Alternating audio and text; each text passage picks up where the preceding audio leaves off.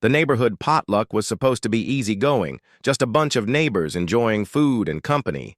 Burgers sizzling on the grill, folding chairs scattered across the cul-de-sac, and a cooler packed with drinks to keep everyone cool. My wife, Alyssa, had volunteered her garlic lemon chicken skewers and her unbeatable potato salad. I stayed by the grill, turning burgers, while she floated gracefully between neighbors, topping off plates and making small talk. And then came Karen.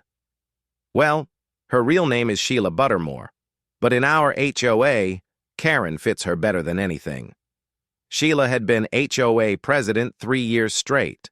She was the type to measure lawns with a ruler, issue fines for Halloween skeletons that were too whimsical, and treat every streetlight as if it were under her personal command. That night, she strutted into the potluck like she was walking. A runway, floral wrap dress, heels way too tall for asphalt, and, of course, a clipboard tucked neatly under her arm. She didn't bring food. She never does. Halfway through the evening, she locked onto Alyssa near the serving tables. "Excuse me," she huffed, folding her arms. "I requested a grilled salmon plate, lightly seasoned, with a side of kale salad. I didn't see my name on any tray." Alyssa blinked, unsure if this was a bad joke. "We all brought dishes to share," she said. "If you had preferences, you could have brought your own." Sheila's lips tightened like she'd just bitten into a lemon. "I'm allergic to garlic. Everything on that table reeks of it. You should have checked with me first. As HOA president, my dietary preferences should be considered." I caught part of it and stepped in. "Ma'am, this is a potluck, not a catered HOA gala." That was it. The match lit. She flushed red as the picnic table's checkered cloth, huffed like a stage actor, and stormed off, muttering about people who don't respect leadership. We thought that was the end. It wasn't. 15 minutes. Later, 2 police cruisers rolled up, lights flashing. Officers stepped out, scanning the scene. One headed straight for Alyssa. "Ma'am," he said, "we got a call about a verbal assault and refusal to accommodate a medical dietary restriction. Can we talk?" The whole party froze. Alyssa's eyes went wide. Across the cul-de-sac, Sheila stood proudly, arms folded, nodding like she had just rescued the community from danger. "Are you serious right now?" Alyssa asked the officer. He sighed. "Wish I wasn't. But once the call's made, we've got to follow up." The drama was only beginning. The officer pulled Alyssa aside, while the rest of the neighborhood gawked like it was the season finale of a true crime drama. I followed, careful not to crowd. "She claims you endangered her health," the officer explained, flipping open his notebook. "Says you knew she had a garlic allergy and taunted her with contaminated food." Alyssa almost laughed. "That's ridiculous. I've never once talked to her about allergies. She came here demanding a custom order like I was her waitress." "I believe you," the officer admitted quietly. "But she used the phrase, deliberate endangerment. That's something we have to write down." Meanwhile, Sheila's voice carried across the cul-de-sac. "I specifically said no garlic. She ignored me. That's not inconsiderate. It's criminal negligence." Another officer, clearly more experienced, approached her. "Ma'am, do you have any medical documentation for this allergy?" Sheila gasped, like the question itself was insulting. "Why should I have to prove anything? I pay HOA dues just like everyone else." Then she whipped out her phone, recording. "This is harassment. I'm the victim here. She tried to poison me." The neighbors started whispering, hiding smiles behind their cups. "Didn't she eat garlic bread at last month's mixer?" someone murmured. Another chuckled. "She's just mad she didn't get a special entree." The officer shot me a look, one that said, "Yeah, we've dealt with her before." Eventually, Alyssa was cleared. No citations, no warnings. One of the younger cops even apologized on the way out. But Sheila wasn't finished. As the cruisers rolled away, she stormed across the grass in her wobbly heels, jabbing a manicured finger at Alyssa. "This isn't over. I'm filing a formal HOA complaint and I'll..." Recommend you both for censure at the next board meeting. Censure? Alyssa echoed. For potato salad? You'll see, Sheila snapped. You think this was embarrassing? Wait until your names are scrubbed from the block party list in the newsletter. You'll be invisible. With that, she spun around dramatically, only to nearly trip over a garden hose someone had left out. Alyssa groaned. Remind me again why we didn't buy somewhere without an HOA? Because you like the wraparound porch, I said. Not worth it, she muttered. But Karen, Sheila, wasn't done staging her neighborhood drama. We were about to get front row seats. 2 days later, we found a bright orange notice taped to our front door. Big red letters screamed, Mandatory Show Cause Emergency Session, Allegation Review. Location, Sheila Buttermore's living room. Time, 6:30 p.m. Dress code, business casual, for a living room ambush. Alyssa rolled her eyes so hard I thought she might pull a muscle. This woman has absolutely lost it, she muttered. She's holding a disciplinary hearing over grilled chicken. I crumpled the notice in my hand. You coming? Oh. I wouldn't miss this, Alyssa smirked. I'm wearing my sorry I'm late. I didn't want to come shirt. At 6:30 sharp, we arrived at Sheila's living room, which she had transformed into some kind of makeshift courtroom.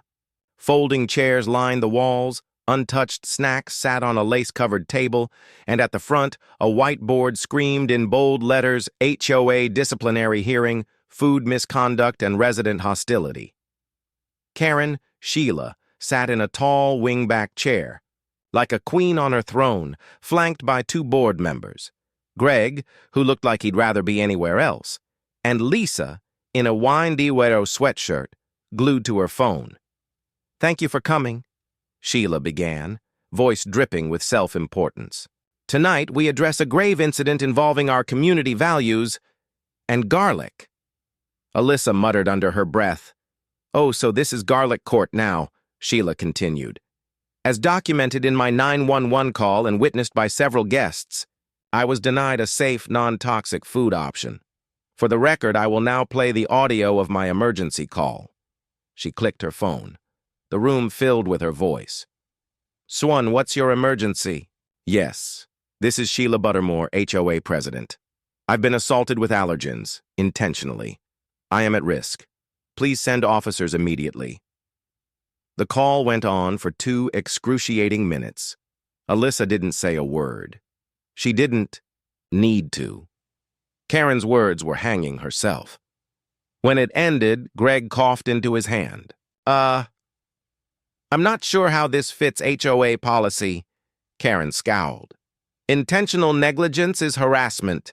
Section 4B of our Community Courtesy Code clearly states the importance of dietary sensitivity at HOA events. Lisa finally glanced up from her phone. Karen, we didn't even have a Section 4B until you typed it into the newsletter last week. Sheila's face twitched, but she pressed on. The point is, these 2 violated the spirit of our community. Alyssa calmly raised her hand. Can I speak? Karen blinked. This isn't a Q&A. Too bad, Alyssa cut her off, standing. You made it a public hearing. That means I get to respond, and I brought visual aids. She pulled out her phone. Instantly, Sheila's confidence cracked. Alyssa tapped. The screen and the video began to play. There was Sheila, at last month's HOA wine and cheese night, laughing with a glass of Pinot in one hand and a garlic crostini in the other. Alyssa paused the video. Look familiar? That's your event, and that's garlic tapenade you personally told me to try. She hit play again. Clear as day, Sheila took a big bite and said off camera, Garlic makes everything better, unless you're a vampire. Greg actually snorted. Lisa nearly spit out her gum. Sheila's face drained of color. That was before I developed the allergy, she stammered. Alyssa raised an eyebrow. In 2 weeks, I have a sensitive system. It's seasonal, Sheila insisted. Greg shook his head. Karen, this video kind of contradicts your police report. That's irrelevant, Sheila snapped. You all saw her tone, her attitude. She's toxic to our neighborhood spirit. Lisa stood, finally done with it. Nope. What's toxic is wasting everyone's time with your personal vendettas. You two didn't do anything wrong. She pointed at us, then turned back to Sheila. And Karen, this isn't your private fiefdom. Sheila shot to her feet.